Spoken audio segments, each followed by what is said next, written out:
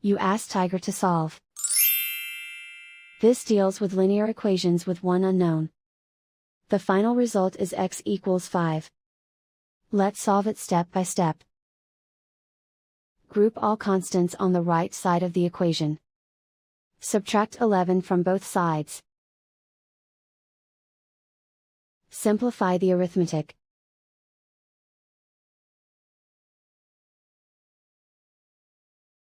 Isolate the x. Divide both sides by 5. Simplify the fraction. Find the greatest common factor of the numerator and denominator. Factor out and cancel the greatest common factor.